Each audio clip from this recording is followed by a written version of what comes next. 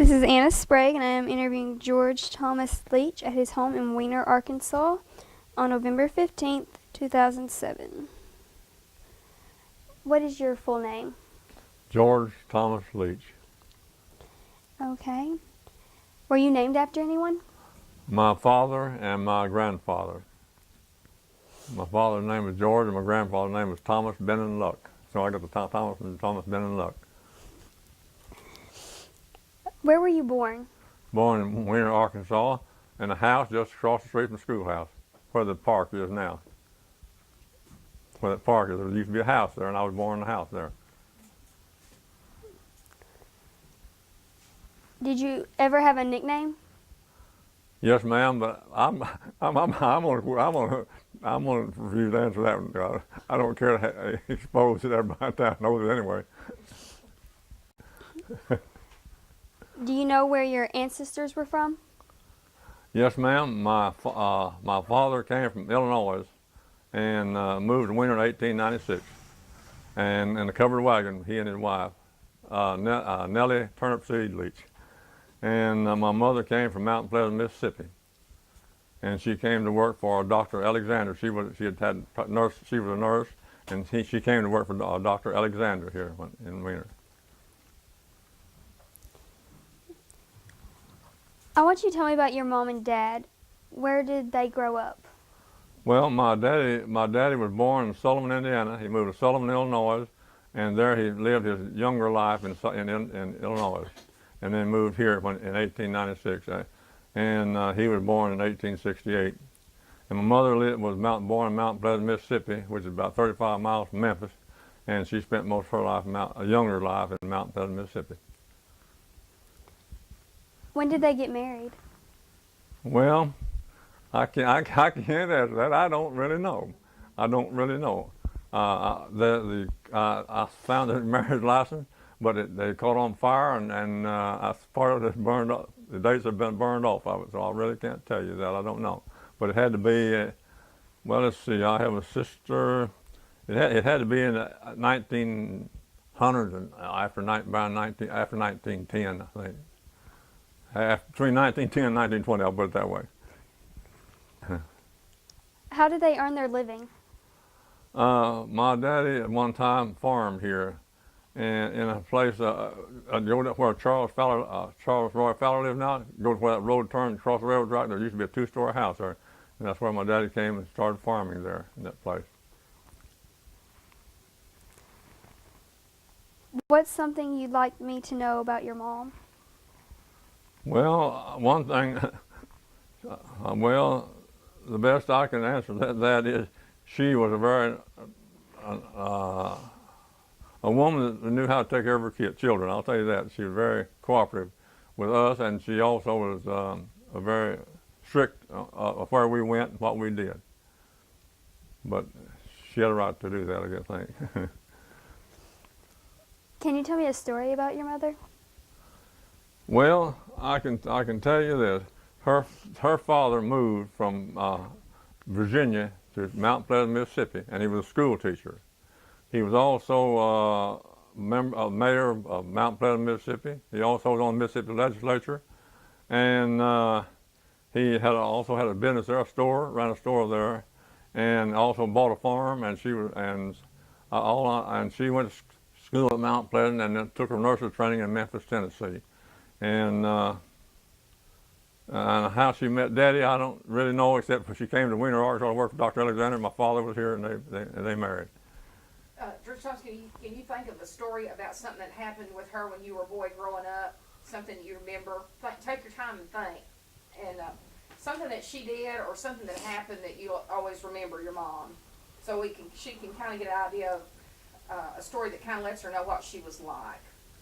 Well, my mother was what you would call a housewife. When I grew up, she stayed home and took care of her children, and she saw that we were well, protected. And I can't any particular. You don't want me to tell about the switches she used on me. I don't think you want me to tell those stories. But anyway, I can't tell you any particular thing, because I was a daddy's man, and I went with my daddy over there where he went. From I was 5 years old and up, well, I followed him like a little puppy dog. What's something you'd like me to know about your father? Well, my father taught me that work it wasn't a sin to work. In other words, work wouldn't hurt you; it'd help you. And so he did believe in doing your job, doing the work that set out to do. He loved to hunt, and I followed him every time I could go hunting with him. He loved to fish, and I loved to go fishing with him. And just wherever he went, I usually followed. As I said, I usually went. That's where I got my nickname, which I don't don't like to reveal it. But because anyway, everybody in Weiner knows what it is anyway. And because a man gave that to me because I was a little old kid, and he called me that nickname, and so that stuck. People heard it, and that stuck. But anyway, I was wherever my daddy went, well, I went. Even though when he worked on the farm and hauled bundles of rice, I'd ride the tailgate of the wagon, and in and out from the field to the thrashing machine.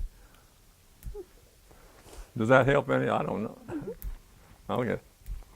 Can you tell me a story about your father? Well, I don't really. I don't know. I can tell you that he came down. He said he came to Arkansas, and to investigate for the territory and move from Illinois down here. And he said his mother died while he was here. He said, I told his daddy one morning, my mother had passed away, and he said, how do you know? He said, I dreamed it. And they went, and sure enough, they got a telegram that day from the depot saying that their mother had passed away. And then he liked the country here, and he came down here in a covered wagon with a shotgun, dog, and his wife.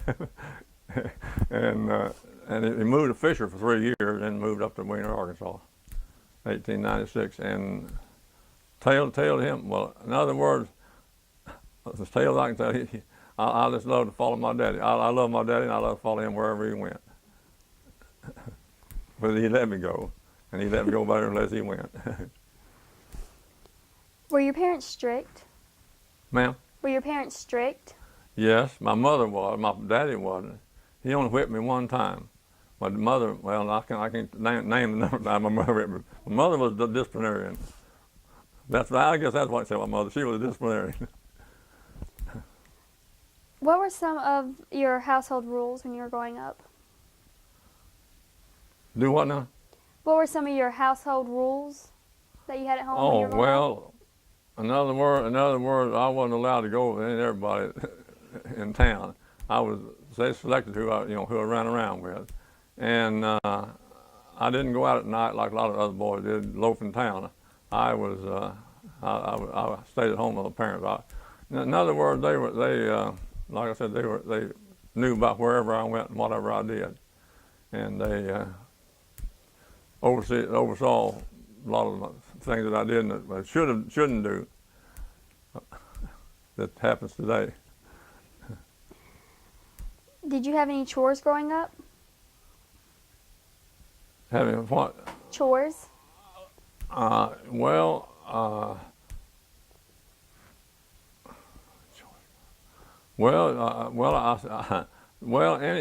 I worked. No, in other words, I worked at home. I came home. We didn't have electricity until in the 20s, and so we split wood and carried in water and took care of the chickens and what have you. I did a lot of things here at home. You know what I mean? And of course, Cheryl Choice. You're talking about jobs that I did. Well, anyway, I worked about anything you think of. Worked in the fields, shocking rice. I tried to pick cotton, but I only got 50 cents a hundred, and I didn't make enough money to buy my lunch with, so I quit picking cotton and went to the rice field. I get $1 a day. And then later on, I got a chance to work in the post office, and I took the job and as a substitute clerk. And later, the rural route came open, and I got a chance to be the first rural carrier we ever had. What are some important things you learned from your parents? Well, to respect them. One thing was to respect your parents and respect the people you associated with, and to conduct yourself in a proper manner, not to be hateful or to anybody, to respect the other people. That's one thing I learned from my mother, and the mother especially. Tell me what you know about your grandparents on your mom's side. Well, I'll be honest with you. My mother, I never saw any of my grandparents at all. My daddy's parents lived in Illinois, and I never saw any of them. But what he did for a living, I don't really know. But I told you about my grandparent on my mother's side. That he was a school. He came from Virginia and to Mount Pleasant, Mississippi. Was a school teacher, and had a business there, ran a store, had a farm. He was a member of the Mississippi legislature. He also mayor of Mount Pleasant, but I never met him. These are things that I have a eulogy of my grandfather, Thomas Benluck. I have a eulogy of him that was written. I've kept that, and that's where I got all that information. What about your brothers and sisters? Well, I had a brother that worked for the Cotton Belt Railroad. He was an agent. He was an operator and later became an agent for the Cotton Belt Railroad. One sister, Hazel, she was a school teacher for a while. Then she married and reared a family, and she became a mother and took care of her children. And my other sister, she was a beautician. She became a beautician. Some of our kinfolk in Illinois came down and got her, and wanted her. He only had a daughter, and he wanted her to be with her daughter, and she learned to be a beautician up there, and then came back to Arkansas and worked. And then she married a man from Memphis, Tennessee, later in life. How did you all get along when you were growing up? Well, my sister was boss. I'll just go ahead and tell you, my sister was boss till we had a fight one time. And then it was equal from then on. What did you do for fun together? Well, really, my sister was older than I was, and they didn't want me around. If you know the truth about it. My brother was a lot younger than I was, and so he and I didn't get to associate much together, really, as a brother. Brothers do. But I know one of the sisters once told me about Santa Claus, and that's why I come home squalling. That's something funny you want to know. That's about my youngest sister. I was following her and Doll Bill around, and so they got mad at me and said, well, there ain't no Santa Claus. And, how you know? They sent me home squalling. Okay. So much for that. What's the most trouble you ever got into? Most trouble? When you were a kid. Yeah, when you were a kid. Threw a stick at my mother and got a good beating out of it. That's a true story. She was out. About what happened? She was out the back. She was out with my sister, and I got a stick through at her. And she took that after me, and I caught it.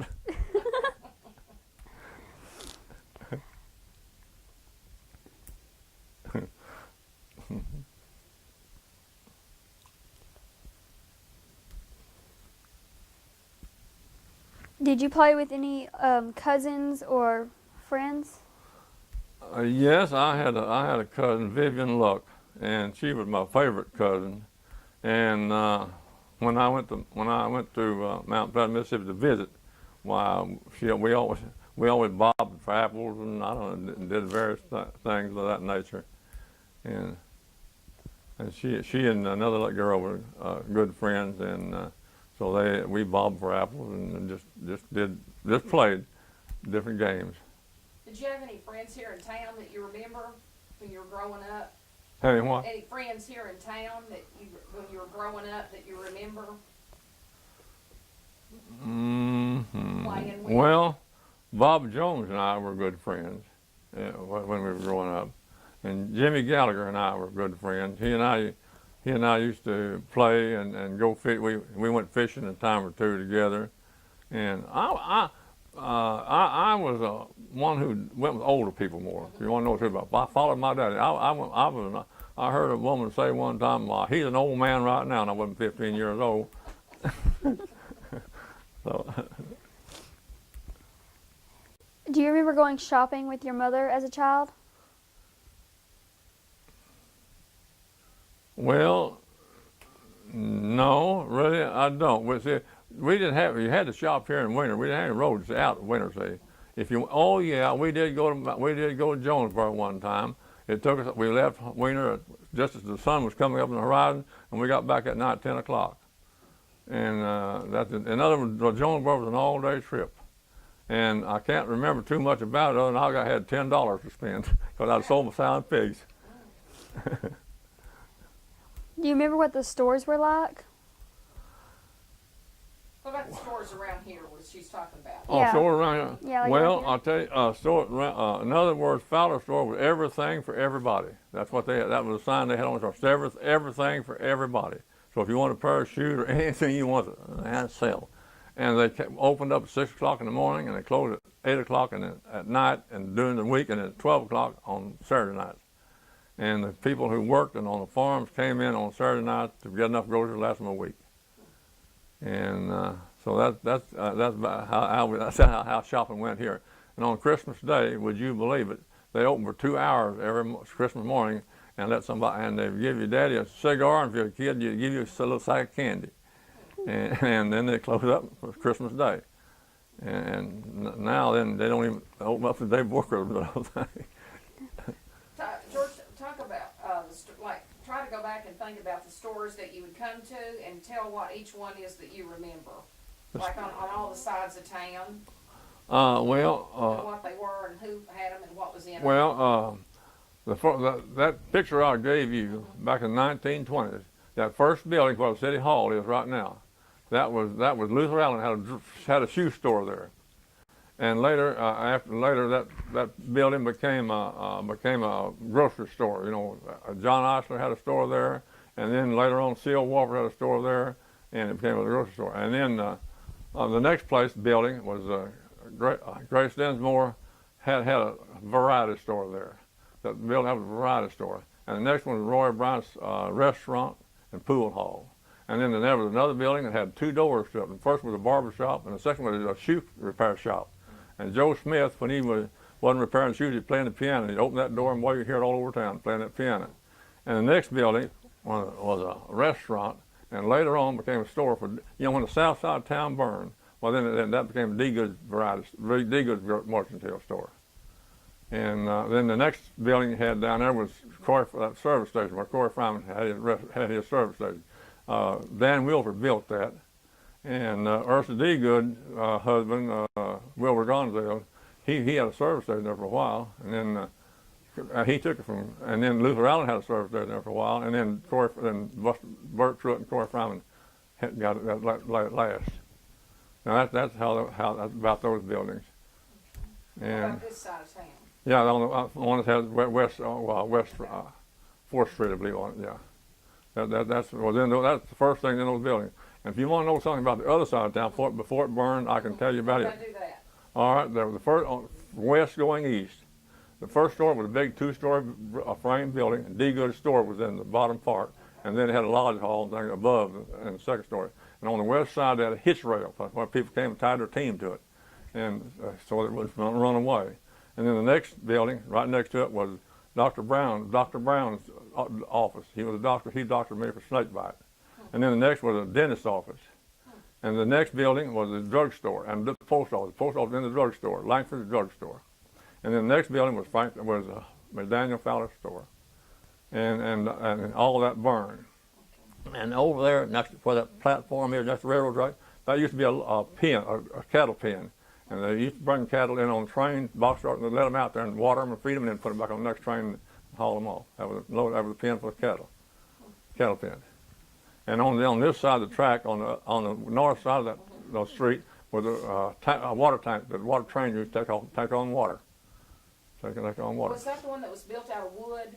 Yeah, that's right. Wood? Yeah, built out of wood on the west side of the track. Yeah. Now you were telling. I want you to tell again what was on this side. Is that the east side? This is That's Fowler's. Yeah. That was after the 49. So after- Fowler's, and what was next to it? next to that was the International Harvester. Okay. The next was a restaurant, and next was the post office, and next was the bank. That yellow building, it was finally torn down, and then the bank. And then Franklin Huber had a variety store there, And then Franklin Huber had this grocery store there. That building that was in the middle that you said was it a boarding house? The one Well, that's yes, torn down? ma'am. So people lived there, but they took on boarders, yes. Okay. Took on board this, yes, it Okay. is. Okay, I'll be quiet. Now that's something about, and of course you know about this down. You know where the telephone office used to be? Where? No. Well, I you know where Corey Farmer Service Station is. You turn and go north. There was a big frame building there, and Carl Covington had owned the telephone office there. You call Weiner, and they'd answer you and ring so many rings, whoever you want. They had to call headquarters. What did it say on the front of that building? Did it say anything? I think I have a picture of it. I don't know. The picture I have says cart something on it, but it's an old picture. I'll have to. Well, I don't. I'll tell you the truth. They lived in the back, and I don't recall any sign in front of the telephone office. It may not have. And then you go on down to Dr. Alcott's office, was on down below that. Or where was that at, Dr.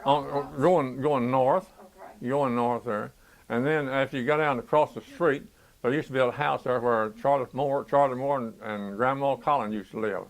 That's where the co-op is now. Okay. And then behind that was where Frank Casper had his well thing. Then on past that was a whole hotel, Hotel Hayden. All right, now come down this street from where the man where you talking about the house was. Whose house was that again? The Charlie. Charlie Moore. All right, now Charlie Moore's house. Come back now west. What was next to that? Ms. Head had a great big frame building there, and there used to be a store there. What was in that store? Well, I don't really know. Now, when I was, now I can tell you what happened there when I was 6 years old. They were just about out of business, and my mother, she took me to a dentist, had a tooth pulled, and then she went down to see Miss Head. Okay. And I can remember going to talk when Mom went to talk to Miss Head and took me down there at that Do building. you remember seeing a parrot in there? No, ma'am. See, No, ma'am. May said she always went over there because she had a parrot that she always liked to go see. I just wondered if you remember. All right, now the Union Church. All right, we're coming for Miss Head's is. Yeah. Then what was next? See, Dr. Alcott's building, where Dr. Alexander was, and Dr. Alcott's home. That's where Dr. Home, and then. Then that cross street was where the Ross lived. The Ross lived there then. Fred Ross, Daddy, and them lived there then. That's the first people I remember Okay. living there. Then you went on down where Roy Bryant lived, and then there was a blacksmith shop. Gosner's blacksmith shop. And then on down below that, on past that was a place where it burned. Charlie, shucks, I don't know how old I am now. I could have told that name to maybe. All right, where was the Union Church? Was it? That was it. That was on the corner. That was on that corner. Yeah, right past Galder's shop. Okay. Right past Galder's shop was the Union Church. All right, that helped me a lot. And then across the street was, that's where I was trying to tell you this house where Charlie Huffman, who married, I forget who he married now. Anyway, the house burned, and then he moved out in the country, way out in the country, on a big house out there, where the sister place. Okay, good. And then you go on down to the schoolhouse. No, C.O. Walford had a house in there, and it burned. And he built this rock house where the house is now.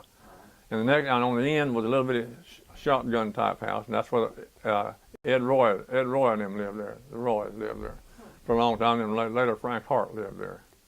And across the street is where Rexy Smith lived, a big two-story house there. Rexy Smith lived there. He married Lou Fryman's sister. They lived there. George, what happened to the Alcott house? Did it burn or did they tear it down? I really don't know. See, Don, I think they tore it down.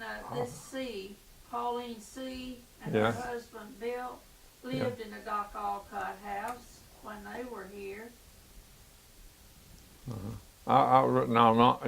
When you come to later things, I don't, my mind, I can't tell you what happened yesterday, but I can tell you what happened back in the early days. What happened to The early days, Okay, you go ahead. Did you ever have any family pets? Yes, ma'am. I used to have a hunting dog. That was my pet, a hunting dog. Old Tip. Good squirrel dog. Can you tell me a little bit about him?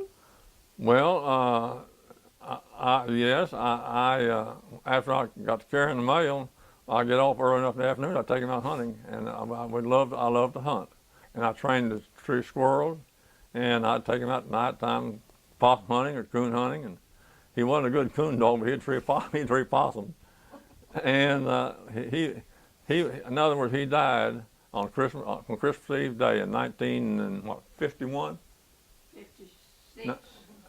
In 19, I'm putting 19. He died in 1950s, and he was well.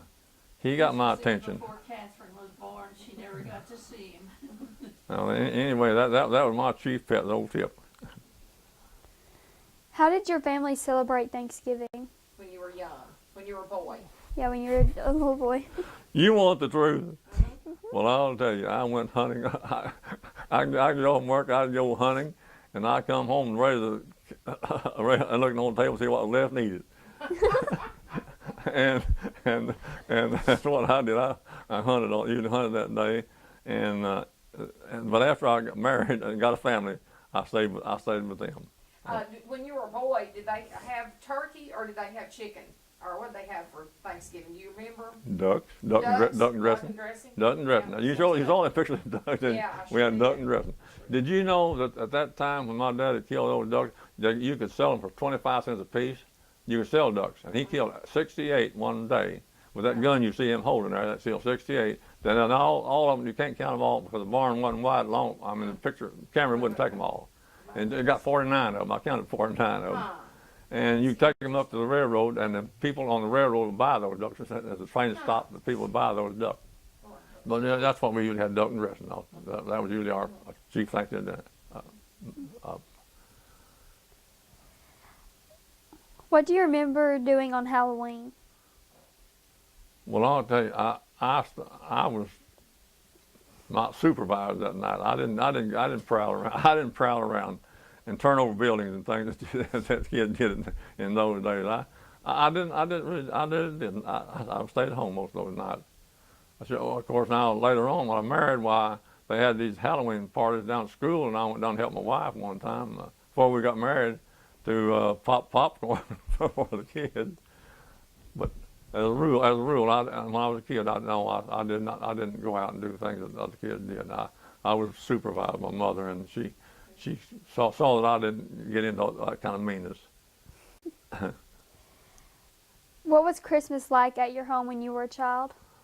Well, we had a Christmas tree, and on Christmas Eve night, they always had a Christmas tree at some church, and we would go to that Christmas Eve celebration, and they'd have a tree there and have gifts on for different people, and then they had gifts for bags of fruit and nuts and candy, and people would help deliver them out to the different kids that was there that night. And then that night, while I'd go to bed, and the next day Santa Claus would be up, and there would be my present. I think a Barlow knife and an Indian suit and a bow and arrow. One of the first things I remember that I got. Can you tell me a story about a Christmas memory you have as a child? A Christmas memory that I was a kid. You want me as a kid now? Mm-hmm. Well, I usually got to we usually had a Christmas play at our church at the various times, and I would play some part in that Christmas program. I don't know. I played Joseph, and I played some of the. I think I played the shepherds and various things like that. That's what we did on Christmas Eve or some Sunday or Christmas Day, whenever they had the program. Well, I usually took part. I usually played a part in the program. But I did go to church quite well. I was quite active in church, and so I had a part usually in some of the Christmas programs. Is that satisfactory? Okay. Can you tell me a story about a birthday you had as a child? What kind of story? About a birthday that you had as a child? Birthday. Mm-hmm. Well, we didn't celebrate birthdays then like they do now.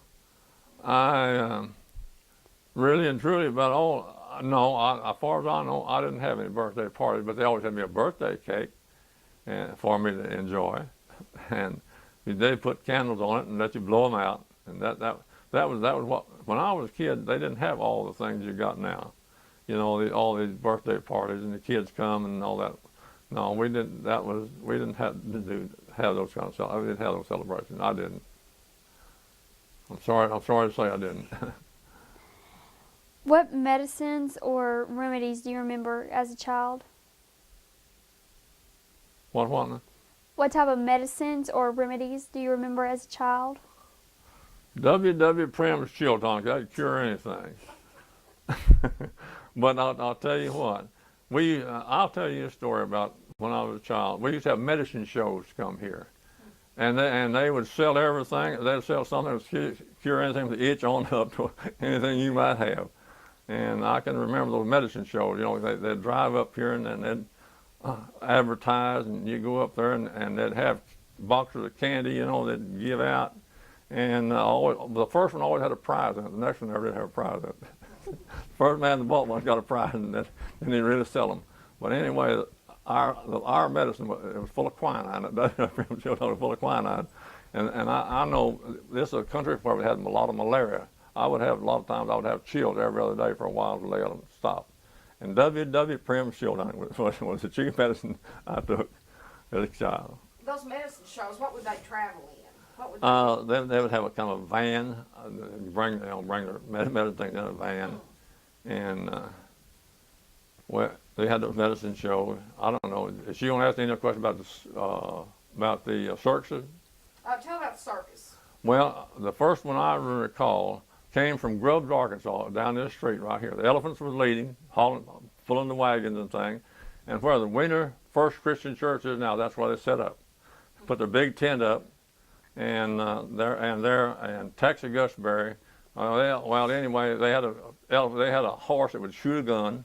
They'd put it up there and he'd put his foot on his gun and shoot it. And then they got some of the people, Texas Gusberry, more of the people out, and then got them tangled up in them chairs, and then ran off and left them there to get untangled. And that's and the clown. That's some of the things I can recall from that circus. But I do remember coming up this street here and setting up there at that place. There wasn't any building there at that time.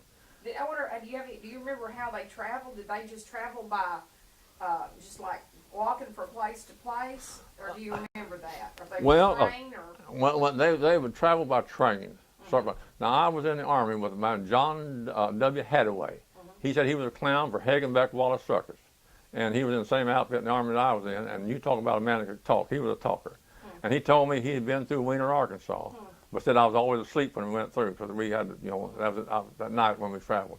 And they traveled from certain areas in trains, and then they'd get off and work the area. Work an area, yes, the different towns in the area. And then the train would come back and pick them up, and they'd go.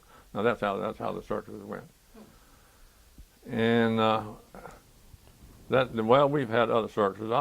I don't remember this one, but Earl was telling me this story. You remember he said they had set up down the schoolhouse, and they had these jennies tied to these tie ropes, and said somebody highlight the jenny and jerked the fence down, and had quite an exciting time that time. Now I didn't see that. He told me, Earl Buzz told me that. He said he was there, and said it was quite a bit of excitement to people trying to get out under that tent.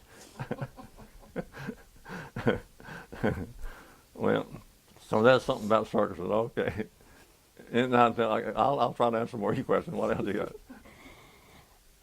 When you were a child in elementary school, what was your school like? School, well, I'll tell you, the first day of school, I went down there, and I was 6 years old, and the lady told me, said, you can't go in that door. And I said, well, I don't know why. The front door said, you can't. Said, you got to go in the side door. I said, I don't know why I can't. I'm big enough to climb those steps. But anyway, you weren't, and we had desks, and you lined up of a morning, and marched into your room, and we didn't have outdoor plumbing and indoor plumbing, or any of those things, and we had a pump out there on the east side of the school building, and you had one of these expandable cups or collapsible cups, and you pump your water and you drank out of that cup, and Well, let's see. Yeah, and in other words, I learned, and you want to know what some of the things. Ms. Warren Downing was my first grade teacher. Miss Warren Downing, first grade teacher. And I'll tell you this story. She said she had a rooster, and she wanted to know what. She asked us kids to name it for her. And I said, well, call him Warren. So she named the rooster Warren. But anyway, that's one of the funny things. But anyway, I really enjoyed it. In other words, I love to memorize verses. We had to get up and quote memory verses and things of that nature. And I really enjoyed it. Ms. Downing was good. Was a good teacher. Taught us to write and to read and all the nice things about school, I guess. I never did cause her any trouble. I guess the only thing I got into, I kicked the ball. Boy, I saw an apple down there on the floor, and I kicked it outside, and they wanted to know who kicked that apple outside, and I finally confessed to doing it, and then I had to apologize. That was a pretty tough situation. Because I didn't feel like I owed anybody an apology. But anyway, I tried to be a proper type of student. I love to read. I love to learn. Okay, does that help? What did you do in the summers when there was no school? Well, I worked. When I was 10 years old, I went with my daddy to work. But up until I was 10 years old, I helped around the house. Helped my mother a lot. You know, I said we had to pump water. We had to carry in wood. We had a king heater, and man, we had a pump. The old pump's still out there now, part of it. And I feed the chickens and gather eggs. And in other words, I worked quite a bit. I wasn't allowed to, run around a lot. We had a lot of work to do, and I stayed home. Well, I worked a lot in the summertime. Of course, there wasn't hardly any place to go if the circuses didn't come to town, and we had these tent shows would come to town. We'd go to tent shows at night and things like that. But in daytime, well, I had plenty to do around here, as a rule. What kind of toys do you remember playing with when you were a child? BB guns and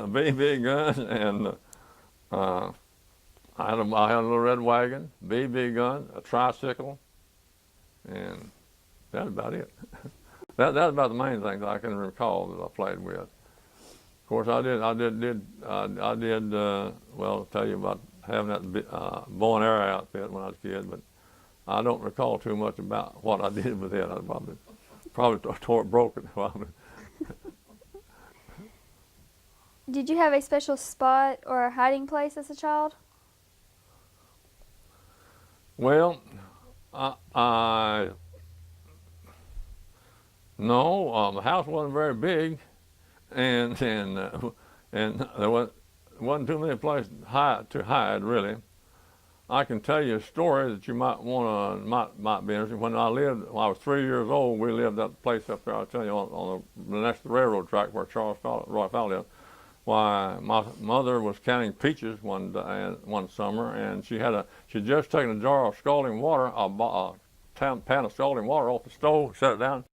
And I went through the door, my sister jumped out and said, boo, and I backed up and sat down in that scalding water, and I didn't lie on my, I spent a lot of time on my stomach after that for a while. I can recall that. I was 3 years old when that happened. The reason I know where I was I can remember things from 3 years old up, but I can't remember things 3 years old and back. I cannot. And I know where I was 4 years old, where I had the chicken pox, and where my mom and them built a doll bed, and I said, what are you building? They said, build a chicken coop. But when my sisters got that for a Christmas present, why, I knew You knew better than I knew better than that, yeah. And then we moved where I live here now when I was 5 years old. When I was 5 years old when I moved here, where I live now. Do you remember the Depression? Very well, very well. The Depression, I'll tell you, didn't anybody have much money? And if you went to buy groceries, the grocerman had a building out behind his store. Well, you get some of you got a chicken under each hand and went and swapped chickens for groceries, or you took eggs to town and swapped them for groceries. And business was, and you saw a lot of people. See, a lot of people rode the trains to California and various places hunting work. People, there just wasn't any work, and people were just running place to place trying to find jobs to survive. And that's when they got, oh yeah, my granddaughter, had to write a story about the Depression. She wanted to know what WPA meant. I said, we piddle around, but, but so that's what she wrote in her article, we piddle around. But anyway, it was a work project the government set up. And also for boys, had a CC camp, and a lot of boys that I know, I never did go to CC camp. I know there was one boy from Weiner went, I know of, but anybody else, I don't know. But what was the CC camp? What was it? It was a civil conservation corps, and they had a place where young boys could go. I know Bert Johnson, he was Postmaster General. He said he went to the CC camp. And I met Jim Daugherty, Jonesboro. He told me he was a rural mail carrier. He told me he went to the CC camp. And they did different work. I don't know what all they did. I really didn't, because I didn't go. But anyway, they did. They planted a lot of kudzu. Huh? They planted a lot of kudzu. Oh, she knows about that, because she went. You've seen this vines covered in hills. Vines. They did a lot of work. A lot of that was planted by the CCC boys.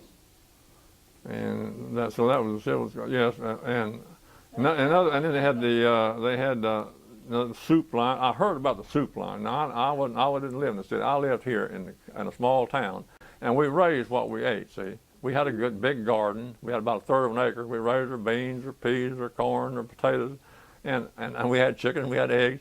In other words, I didn't go hungry, but we didn't have any money. If you want coffee and flour and stuff like that, that's when I talk about taking them eggs down. You buy your flour and your coffee and your salt and your sugar and stuff like that. But we had plenty to eat because we raised it in a garden. And most everybody, I know, people around here raised their things. And if you didn't have it, and if you wanted to, they had these rice wells and they had these big rice pools. And you could plant, and some of these people let you plant some of your garden around it right and water your garden from the those wells. We did that, raise your tomatoes and things there, you could really water it. In other words, and those pools are a good place to go swimming too. Cold. Do you remember any bums getting off the train? You know, any bums looking for a handout? Yes, ma'am. I do. When we lived up there along the railroad track. That's what I remember mostly. Yeah. They, in other words, see, those people that rode those trains got in these empty boxcars. See, they didn't pay to ride. They got these boxcars, and they get out. And I know now they didn't too many. Several of us came to our home up there. But when we moved to town, why we didn't. We were quite a ways out. See, we lived here, and we were quite a ways out from. Out from the railroad track, and so they got one of those houses close to the town. And of course, your neighbors in those days were half a mile apart. Got any neighbors? They were half a mile apart. Houses weren't all that thick. See, I can recall. You might want to know this. I can recall down here where Mayfield lived. They had a great big pit and a derrick there, and they dug that pit to get dirt to fill up the holes in town. Build those holes in town, and then they filled that up with garbage and stuff, and then put dirt over it. This is all where he lived. They had a great big pit, had a derrick there, and then they dug dirt and hauled it to town and filled up the town. Huh. Oh yeah, I missed one thing. What's that? That McDaniel's store over there on where the town burned. Mm-hmm. The jail was right behind his store. Well, I was going to ask you about the jail. I remember the jail, but I hadn't found anybody else that did. Oh, you're talking about the concrete building? Yeah. No, I'm talking about a wooden building. Oh, right? they had a wooden Yeah, jail. yeah, right behind Fowler's store, McDaniel's store. Huh. And then they built this store, and they gave it the name of a hotel. Okay. Huh. You reckon I ought to tell that name? Yeah, I think you should. They called it Hotel Allen. Huh. You know why? Why? He had a man put in jail. And they Hotel Allen. That's right. So that was the second jail. The first one was just an old wooden building they had back there. Okay. I can recall that. Ooh, it was a floppy looking place around that, back behind that store. And where some of those silos are now for co-op, Rice and Food. That used to be Boyd used to have a sawmill there. There Okay. used to be a sawmill there. Okay, I'm No, that's what we want you to do. We want you Yeah. to talk all you can talk. I'm That's rattling That's now. what we're wanting you to do. I'm rattling We'll now. find out more that way. Yeah. Do you remember hearing any stories about Joe Bruner? What? Hearing any stories about Joe Bruner? Yeah. Oh, yes, I've heard stories of Joe Burner. And what stories did you hear? Well, he was a pretty tough cookie, and he killed one of his kids because he had him out there to run the rabbits out of the garden and shot his own son, own kid. You heard that story? That's the one you about? No, just tell any ones you've heard. Well, that's one. I know he was a pretty mean man. Now I have hunted back at the Brenner graveyard, possum hunted and I've quail hunted and done a lot of hunting. There's a graveyard out here behind that field there, and I have been by the graveyard and saw the tombstone and what have you. But I understand he was a pretty wicked man, and he's supposed to have money, and people used to come by here and go out to his place and dig at night, try to find money. Now whether he had any money or not, I don't know. You see, oh yeah, you're talking about the Depression. See, we'll tell you a story. And I won't mention the name now, but I know the man's name. In other words, people didn't use banks; they were scared of them because all the banks went bankrupt, went broke except the Bank of Weiner. In this area, everybody closed except the Bank of Weiner. So, and the man buried his money in fruit jars around his garden. And when Roosevelt became president, they went off the gold standard into the silver standard. And this man dug his money up, and it was so molded and bad they couldn't hardly read the numbers on it. That'd be my luck. I won't tell you the man's name, but anyway, that actually happened. Well, some people had a little money, but anyway, they didn't use banks. They were afraid of the banks. You know the truth about it, I'm kind of more scared about some of these things today. See, my son worked for a bank. He's working for the state of Tennessee now. He was a loan officer in Tennessee to a bank in Henderson, Tennessee, and he just recently gone to work for the state of Tennessee. He said he don't know about these banks these days. Of course, I know your husband works for a bank. Of He course. didn't know about them either. Well, anyway, I heard a man tell me that they sold 4 banks out from under him. Mike Taylor, you may have heard that. You may have heard that story. Okay, now so much from rattling. Now come on with your question. Some people have mentioned that there was a Klan in Weiner some years ago, and they dealt with matters such as chicken thieves. Do you know anything about that? About a Klan, it was a group of men that would visit people if they were stealing. This would have been before your time, but I wondered if you ever heard anything about it. It was a group of men that if somebody was stealing chickens or somebody wasn't taking care of their families, this group of men would just visit them and rough them up if they didn't straighten up. This was before we really had law. Do you remember ever hearing any of the old people talk about that? No, the only thing I ever heard is shotgun weddings. Okay. But shotgun weddings, about the only thing I ever heard. Okay. But anyway, I never had heard Okay. that before. Okay. But anyway, Ms. Buss told me one time that Ermy Buss liked green grape pies, and she had a cellar full of green grapes, and said she went out there one morning to get some green grapes to make pies, and there wasn't any in there. So I don't. So I but I know what Never you heard thought. of a green grape pie. Oh man, that you. Oh Huh. yes, ma'am. That's really Huh. good. Huh. Really good. It's a new one. Tell me about what high school was like for you. What? What high school was like for you? What was it like? Well, yes, ma'am. I can. I'll tell you, high school. We had our high school teacher. See, I had several teachers from the 10th grade on up. But and when I was in the 11th and 12th grade, Mrs. E.A. Fulbright, which was a Methodist preacher's daughter, she was our teacher, and she was a very strict teacher. She said, "Remember, your sins will find you out."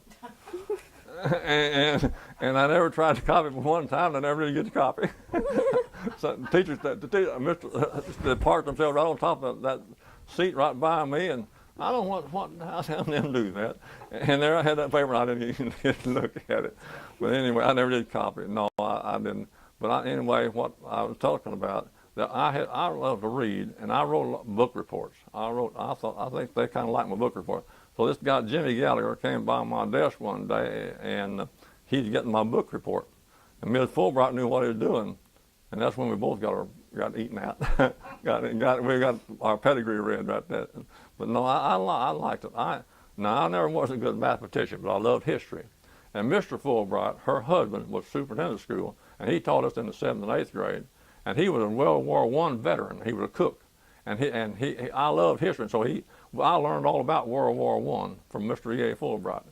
He told us about going to the Argonne Forest and all those battles they fought over there. But he said he'd only went to the front line one time, and the shells got the palms so close he went back to his cook shack. So that. But anyway, high school. High school. I wasn't the smartest in the class. I wasn't valedictorian. I wasn't salutatorian. But another girl and I was third.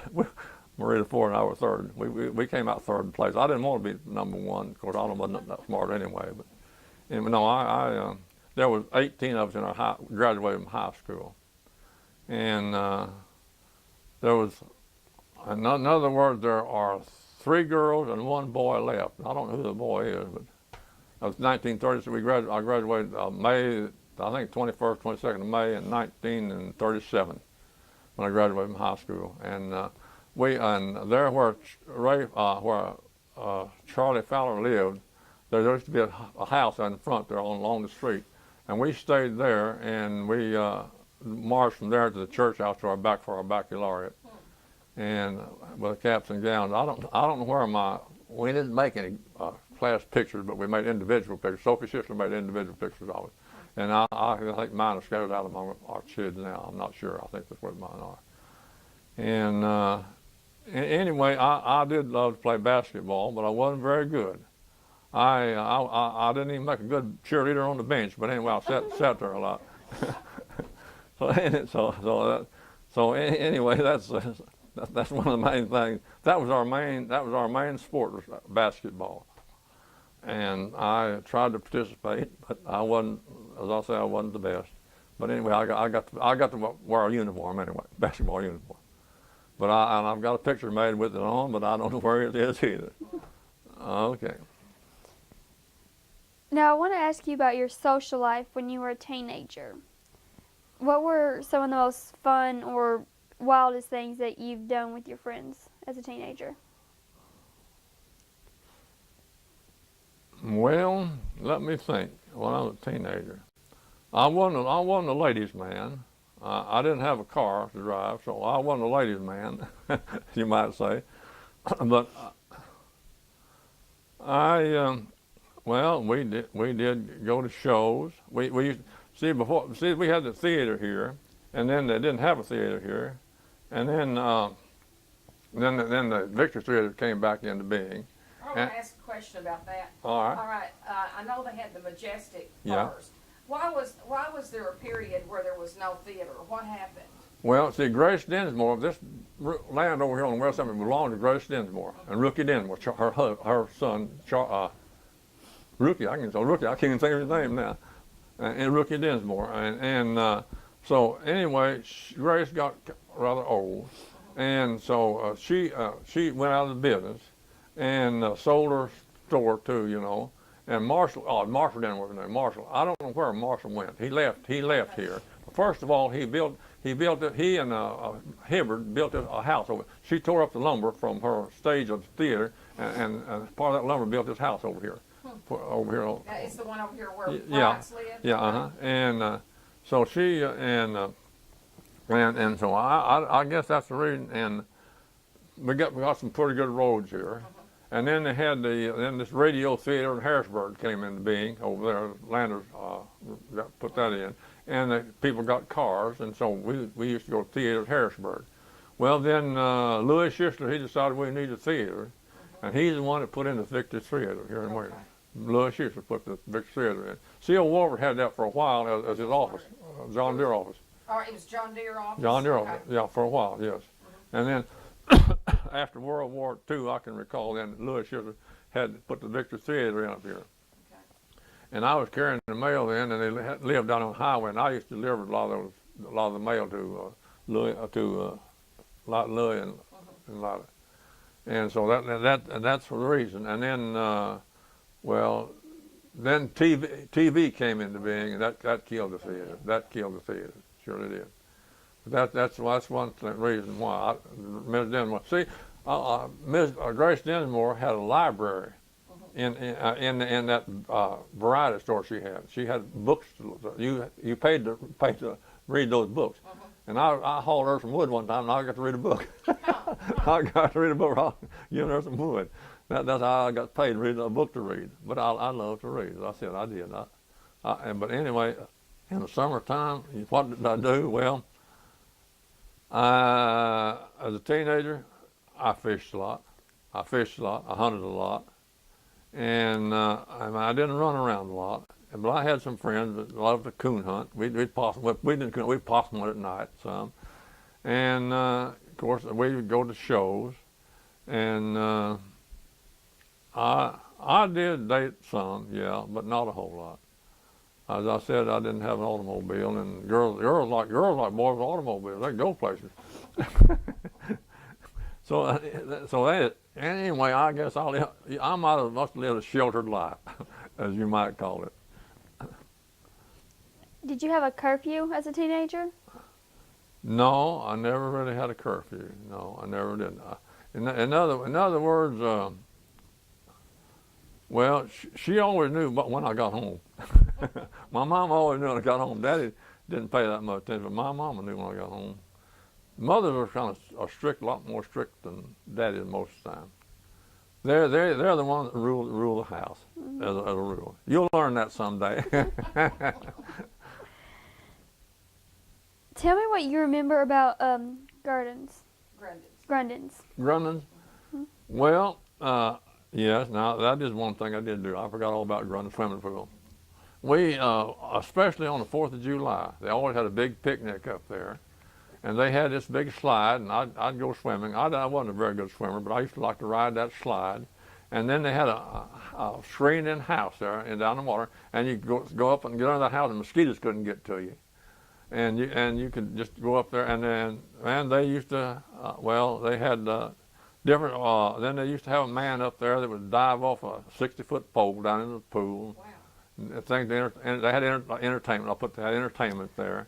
And that was one of the, and then of course at night, why, if we wanted to just have some place to go, why some of my friends had cars, we'd ride up there and maybe go swimming a while and come home.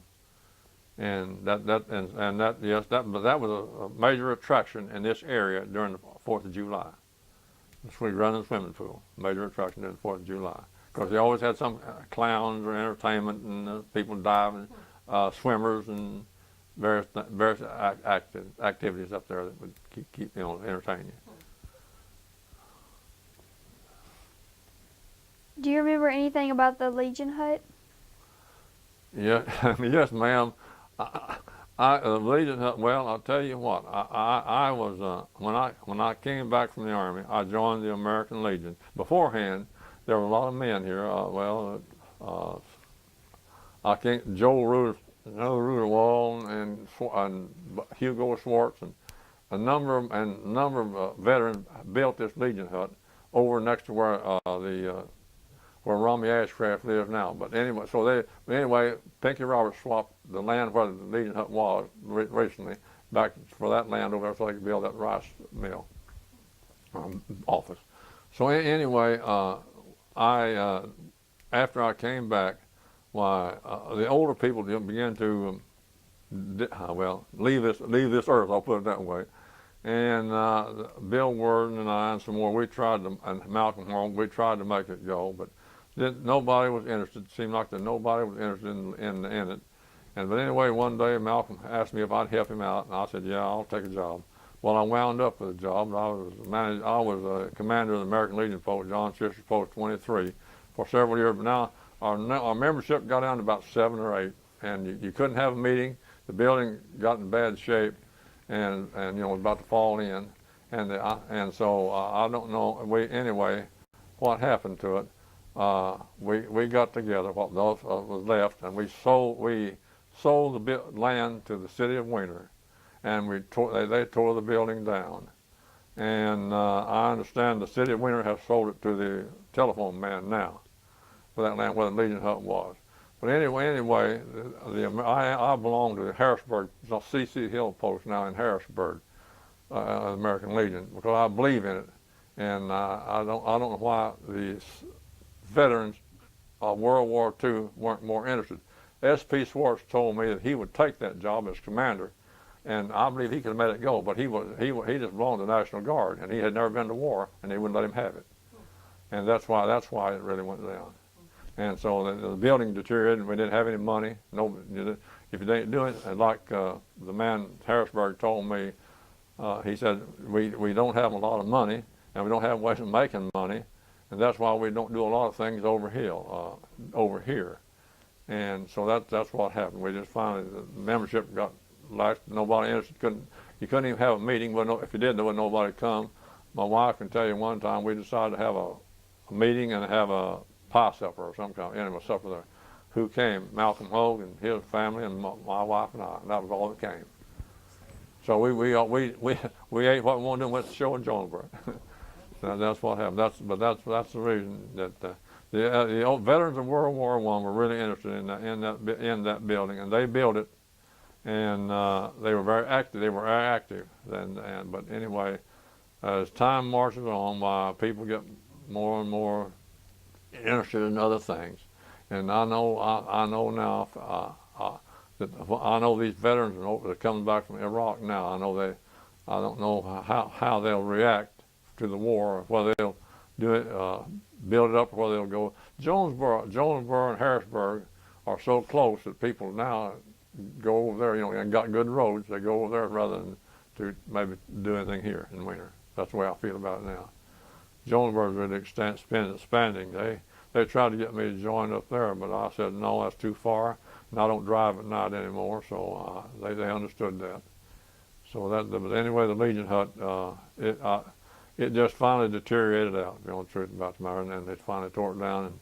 And I've got some of the I got 2 or 3 pieces of tin out there now from it that was on the roof. So that's about it for the Legion hut. In other words, people not being interested in the association. That's why it disbanded. Years ago, there was a Weiner band, and many of those who were in the band purchased their instruments from a Mr. Applegate. Do you remember anything about the band? That's before my time. I heard about it too. That's before my time. I'm sorry I can't answer that for you because, but I heard about it too. But that's a little bit before my time. Who taught you how to drive?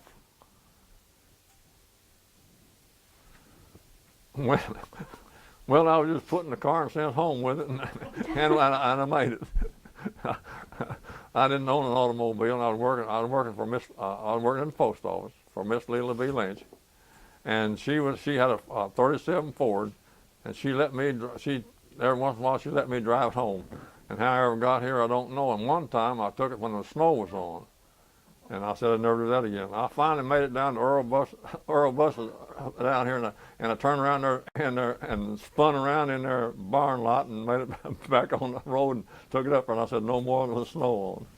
But no, that really and truly, I really didn't have a teacher other than I did know a little bit about it. I rode with some of the boys who were farmers' sons, and I saw how you drove, and I learned to shift the gears, and it finally just came natural with me.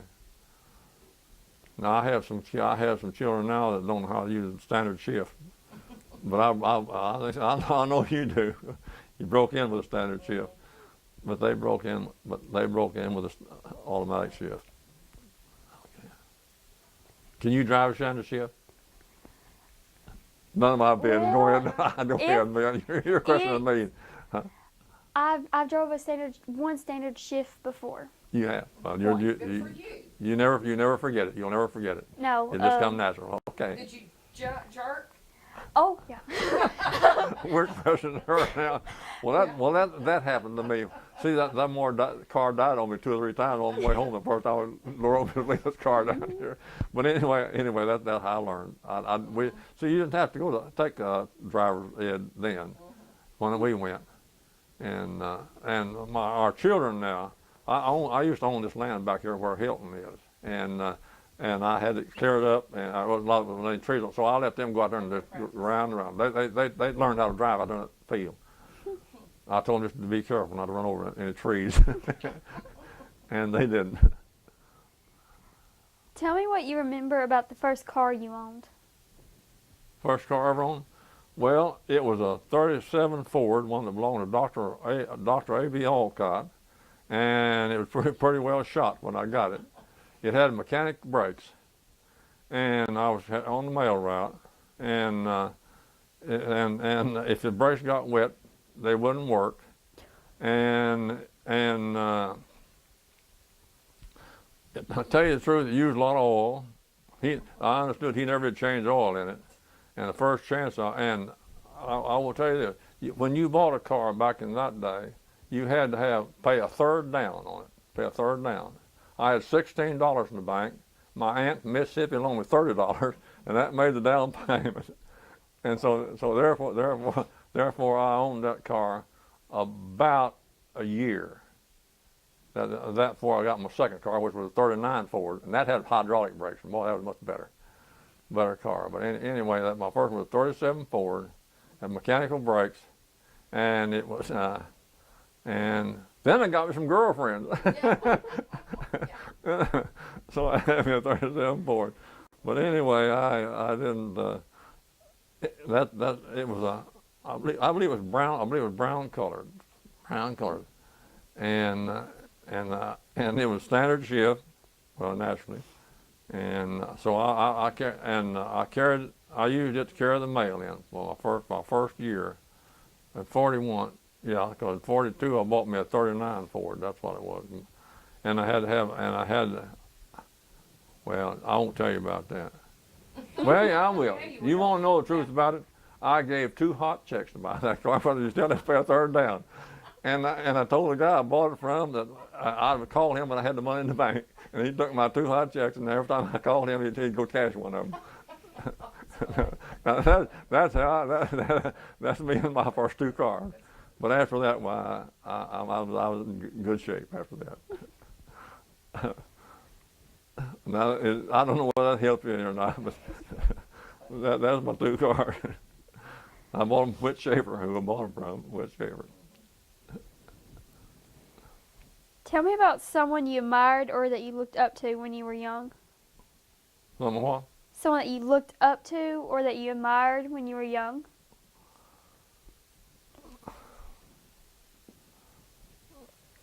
Well, ask me that one more time. Let me think. Someone that you looked up to or admired when you were younger. Somebody you really admired. That you just Admired. admired. Mr. L.L.D. Good, superintendent of the Sunday school. See, when I was 17 years old, why they did, I don't know. I got to be assistant Sunday school superintendent, and I got to act one day out of the year. He was a Spanish-American War veteran, and he would go to a veterans meeting, and I got to act then. And I'll tell you, he was a good man. His son told me, he said, "Son, we got a good name here. Let's help us keep it. Help me keep it." Mm-hmm. And that's Mr. L.L.D. Good. Was a man that I really admired in this town. I really did. I thought a lot of and see, on Mother's Day, he always had flowers there to pin on you. He met you at the door at the Union Church and pin flowers on you. If your mother was living, he'd pin a red one. If your mother was no longer living, she'd pin a white one on you. And he was there every Sunday until he had a stroke one time, and they had to go to Veterans Hospital and be gone 3 months. Had a stroke in church. But anyway, yes, and he was an honest man. And he had he had his grocery store, and in other words, he didn't try to cheat you. He didn't try to charge you too much for your groceries. In other words, he was an honest man. That was Mr. L.L.D. Good. Yes, I will say that. As a citizen of Weiner that I admired. Yes. Tell me about something that you have that's been passed down through your family. Well, I have a 12-gauge shotgun, model 11 12-gauge shotgun that my daddy let me shoot when I was 11 years old, and I killed a squirrel. and I still got the gun, and I want it to be kept in the family. I don't want anybody else to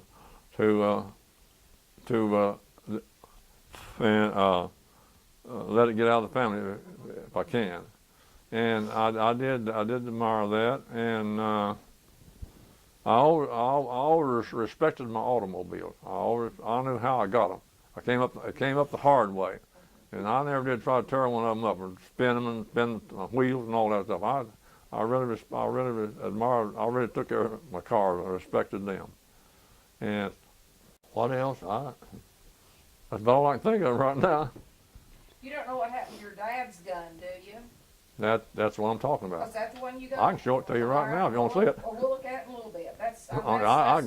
got that gun. Now I let my brother and Sharon have it, and he put it in the closet, and then I oiled it, and it got kind of rusted. But I've tried to take care of it. Tell what you remember about the businesses that were here in Weiner when you were younger. Well, he's kind of done that, so we can skip that. Yeah.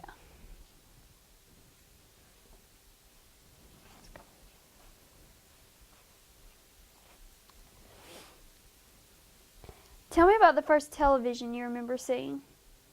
First, what's it? Television. Well, I see. They had it for about a year before we ever bought one. Of course, you had to get up and turn the knob every time you wanted. You didn't have a remote control. I got a remote. We didn't have a remote control. You had to get up and turn and they were kind of was kind of fuzzy. You know, the picture sometimes was kind of fuzzy, and of course it was black and white. And I used to like to watch baseball and wrestling, but now I don't care. I'm not really wrestling foot, no. I mean boxing. I used to like, but I got to where it got to be such a habit on TV that I got to where I didn't care anything about boxing anymore. And I used to like Western shows. I used to like a lot of Western. John Wayne pictures. I was a John Wayne fan. I used to like to watch that, and there were other Westerns on too. And I know, Red Skelton used to be on TV. And I used to like to watch Red Skelton and those comedians. I like to watch those. And I know that when Red Skelton used to come on playing Freddie the Freeloader, my Catherine Sue, she didn't like him too well. When he was playing that part. But anyway, those are some of the things about TV I like. Yes, I like.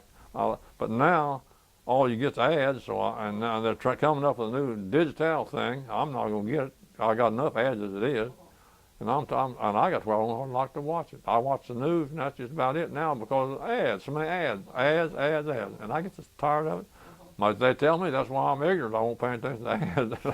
I don't know what they got to sell. But anyway, I do watch this Dancing with the Stars. Yeah, watching that.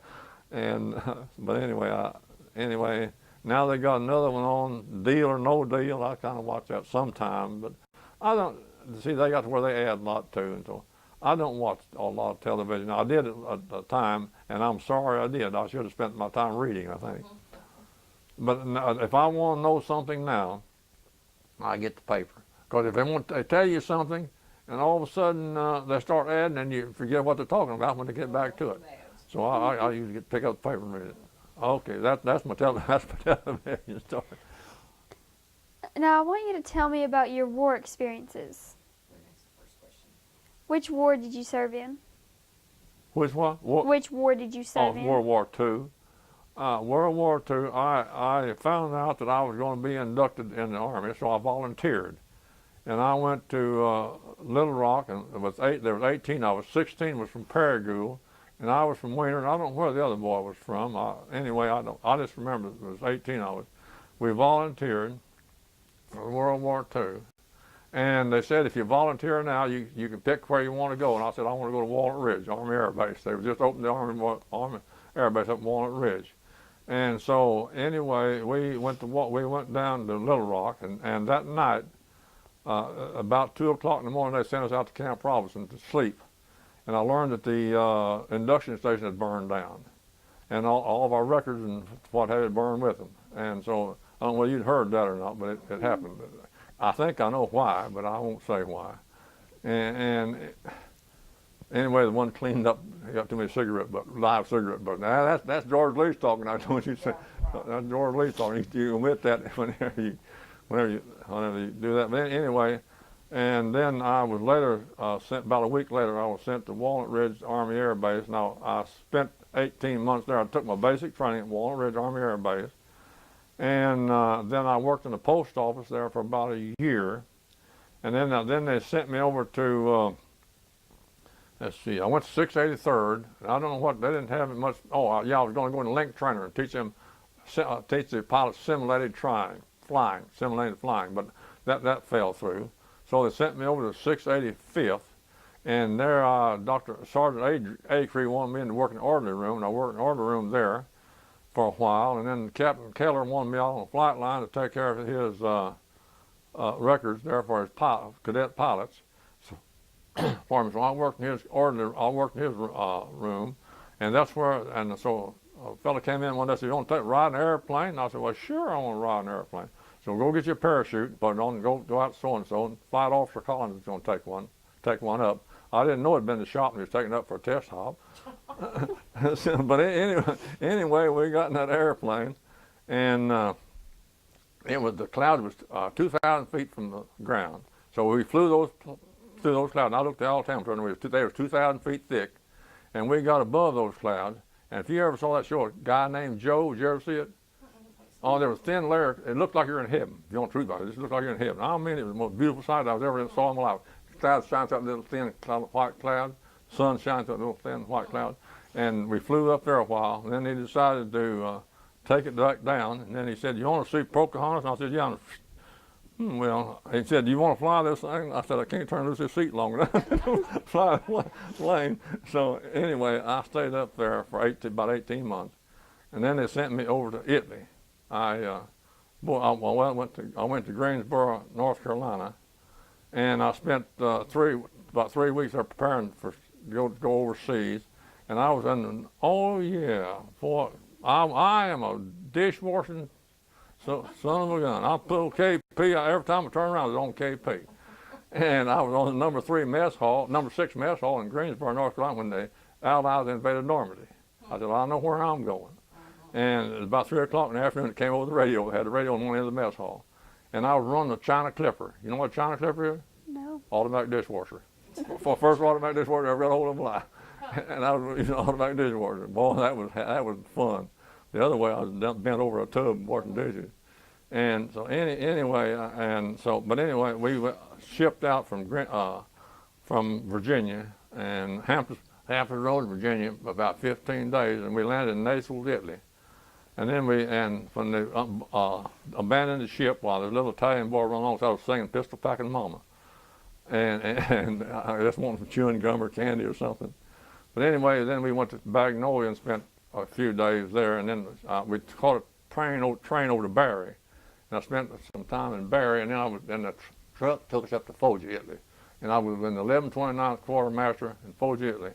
And I was in class 1, which furnished the food to the different organizations. I helped, take care of the food. Now, I've got some pictures I didn't get them out of the place, building where I worked at the 1129th Quartermaster Company. But I was in 1129th Quartermaster Company there, and then later that we disbanded, and I went to 782nd Material, and Lieutenant Barry got me to be a non-com in charge of Class 1, which is food supplies, and I was in charge of that. And then later on, while that broke up, the war was over, and I was put in the Army of Occupation. And I got to be a sales manager, and then this men's PX of the Foggia area. And I got a couple of pictures of Italian girls. We had Italian girls who were sales girls, and I just supervised. That's all I had to do. And so and then on Christmas Eve, on 1945, we set sail for the United States. And we got in the North Atlantic Storm. I was on the USS Baton, and that ship is still in operation. I read about that not too long ago. I wondered what happened to the USS Baton. And we got in the North Atlantic Storm, and it caved and it cracked some of the welding on the front end of our ship. I've seen some of the ship just vaulted. I know that men had to be tied down. So they had to be tied down because they're in vertical position, those tankers. I was out in the aircraft carrier, USS Tony's a big ship. And I was discharged on 1946, January 7, 1946, at Jefferson Barracks, Missouri. But I spent 8. This is Anna Sprague interviewing George Thomas Leach. You want to know some more about Italy? Yeah, World War II? Let her finish doing this, and then she'll do it, because I'm going to put it on the front of the tape, so if I get mixed up, I know whose tape that I've got. Okay. Okay. Oh, okay. Right. November 15th, 2007, CD2. Okay, you can continue now. Well, I was telling you, I spent 1 week on the Isle of Capri, and we got to go through the Blue Grotto. You probably heard of the Blue Grotto. That's where there's a hole in the mountain like this, and in the Mediterranean Sea. And this fellow named John on the boat, he took us through this little hole in there, and it's a beautiful blue scenery there. And then I spent a week in Rome, and I got to shake hands with Pope Pius XII. You know, we had an audience with him, and I got to see all those things you see now, the Colosseum, Victor Emmanuel's monument. We went under Constantine's arch, and the catacomb, went through the catacomb, part of the catacombs. And they said it's a city on 7 hills, but I only saw one hill, and that was the catacombs that I know of. But anyway, and of course, now what I did, now that's some of the things I got to do extra, you know what, they send you to rest camp, something they call it rest camp. We served these different air fields and people, and we furnished them food, and we furnished them clothing, and we furnished them PX supply and things. But I worked in class 1 with the food supplies, and I could do about anything that was to do there. And I got to be a corporal on April Fool's Day when the captain came in the office. Captain, he said, "Corporal Leach, good to see you." And I said, "Captain, don't fool me. This is April Fool's." He said, "No, here's special orders. You really are corporal." And that's how far as I ever got as corporal. But I did the job of sergeant because they got a new sergeant come in there, and he took my place. But anyway, I was his assistant. Now I didn't mind that. And so anyway, that's some of the things that I did. And when I worked in the sales manager listed me in the PX, I didn't have to stay at the camp. I stayed at the Hotel Sardis. Hotel Sardis in town, and they had these girls to clean your room and make your beds, and you ate at the hotel. And shoot, man, I got to really enjoy life during the Army of Occupation. And what else did I do? Well, every town in Italy, the big town have a hub in the center of town, and all the streets go up like spokes in a wagon wheel. And of course, I ate at this girl, this Dina Romano, and invited me to eat at her home once. And there she said, "Now we're good girls, and we can't walk with you, but we'll stay in front of you, and we'll raise our hand every once in a while in case you get lost, can't find your way to my house." And said, "You wait 5 minutes, and then come in our house after you get up there." I said, "Okay, we'll do that." So anyway, I drank. They wouldn't let us drink the water, so I drank some wine for dinner. I didn't like it. But anyway, I told somebody I had to go around the hub 3 times before I could find the street spokes to go to the PX. See, they spent 2 hours in Fiesta. They had 2 hours for lunch. That's what they spent, 2 hours for lunch. So anyway, I got to enjoy something. And then I did get to work at the air base, at the main office at the Foggia Air Station. I worked there a short period of time. So anyway, I had many jobs over there. This was during the Army. This sales manager, this PX, was at the. That was when the war was over, and I was in the Army of Occupation 3 months. But in the war, I spent mostly delivering foodstuff to these. They said it took 15 men to put 1 man on the front line. So I was one of those 15 men. I bet that is true too. Yeah. But anyway, I got to go to Rome and back to. Oh yeah, I'll tell you one more. Have you ever heard of Mount Vesuvius? Well, I'm going to tell you something. That's the biggest, blackest hole you'll ever look down in your life. Our plane banked right over the edge of that thing, and I saw that. There's a big black hole. I'll tell you, our plane banked over. The plane we was in fly back to Foggia. And so anyway, that's. Anything else I can think of, I don't know. I did get to see one opera Rigoletto. I didn't see it all. After the Ophelia deal, I don't know, the Italians kept yelling that was Rigoletto's daughter. You know, she got kidnapped, and then they got back together, and that was a very touching scene to those Italians. For the boys with me, I said, let's go. We didn't see the third act. I don't know what was in the third act. I had enough in the second act to do me for opera. Okay. Now that's some of the things that happened to me during World War II. But I will tell you this, that Buell Crider was only 15 miles from where I was, and I didn't know him. He was down at Sheridan, Nolan, I was at Folger. We was only 15 miles apart. He was flying planes.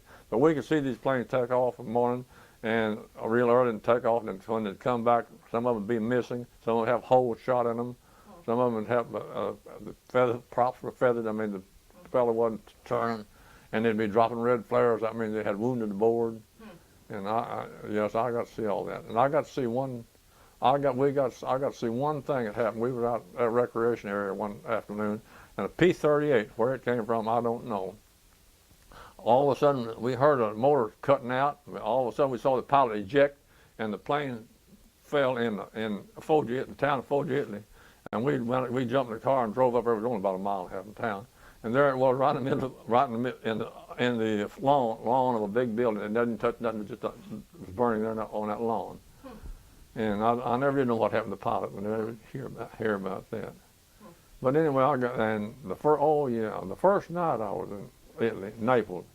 I see I'm rattling now. That's what we want. Well, anyway, the German planes came over Naples, and our ACAC was going on. I didn't have any foxholes to crawl into. We were sleeping on the concrete floor, so I went out to watch. I could see the plane, but they never did hit one of them. The ACAC never hit one. They all escaped.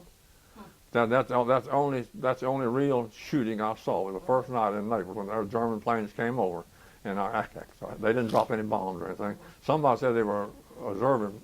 See, they'd heard of a new shipment of people coming in. And they were checking on the number of ships and what have you. So I heard. I don't know all that. But anyway, that's some of the things. And and you read about these volcanoes and what have you.